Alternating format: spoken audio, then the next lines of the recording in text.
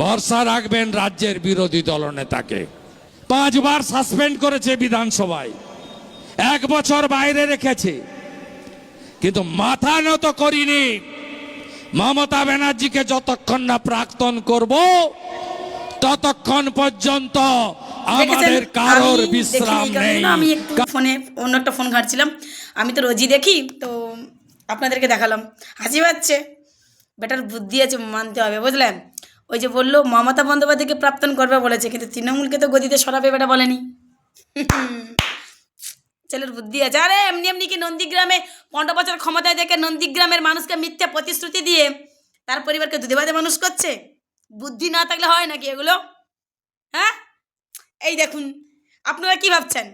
আপনারা কি ভাবছেন কি শুভেন্দু অধিকারী বলছে মমতা বন্দ্যোপাধ্যায়কে প্রাক্তন করব, এটা কি বলেছে যে তৃণমূল কংগ্রেসকে গদি থেকে সরাবো? শুভেন্দু অধিকারী কি দেশের প্রধানমন্ত্রী দেশ থেকে সরে যাবে, তবু তৃণমূলকে পশ্চিমবাংলা থেকে সরাতে পারবে না।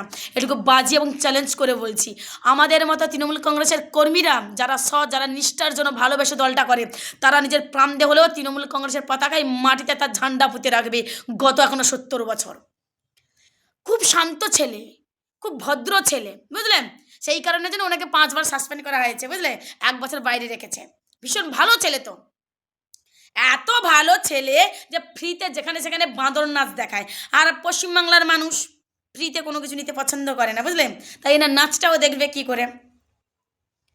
বোঝো, বিজেপি সাপোর্টারদের বলছি, বোঝো, মমতা বন্দ্যোপাধ্যায়কে প্রাক্তন করবে বলছে। মমতা বন্দ্যোপাধ্যায়ের বয়স অলরেডি 71 বছর হয়ে গেছে। বেটা মমতা বন্দ্যোপাধ্যায়কে প্রাক্তন করবে বলছে, তৃণমূলকে সরাবে এটা কিন্তু বলেনি। কেমন? একটা কথা বলে রাখি, সবাইকে বিশ্বাস করো, শুভেন্দু অধিকারীকে নয়। গত 15 বছর আমার বাপ কাকা জ্যাঠারা এই শুভেন্দু অধিকারীকে বিশ্বাস করে নিজেদের মাটিটাকে বারবার শুভেন্দু অধিকারীর পরিবারের হাতে তুলে দিয়েছে। আজ নন্দীগ্রাম জঙ্গল রাজ হয়ে পড়ে রয়েছে। দুঃখের কথা বলবো কি আপনাদেরকে। আর যে সকল দাদা এবং ভাইরা শুভেন্দু অধিকারীর হয়ে নন্দীগ্রাম থেকে আওয়াজ তোলে, ওরা টাকার জন্য করে। আমি বাজি রেখে বলছি, উনি বলছেন না উনি নাকি মাথা নত করেন না। উনি দিনের আলোতে মাথা নত করেন না, রাত্রিবেলা নন্দীগ্রামে তৃণমূল নেতাদের বাড়িতে বাড়িতে গিয়ে পায়ে ধরে। আর মাথা নত করা তো অনেক দূরের কথা, মাথা নত তো ছাড়ুন, উনি তৃণমূল নেতাদের পায়ে ধরে, বুঝতে পেরেছেন।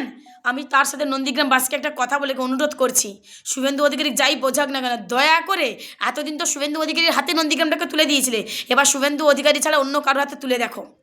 অনুরোধ করছি, টাকা সবাই ইনকাম করে, ওই 5 টাকার জন্য নন্দীগ্রামের মাটি শুভেন্দুর হাতে তুলে দিও না।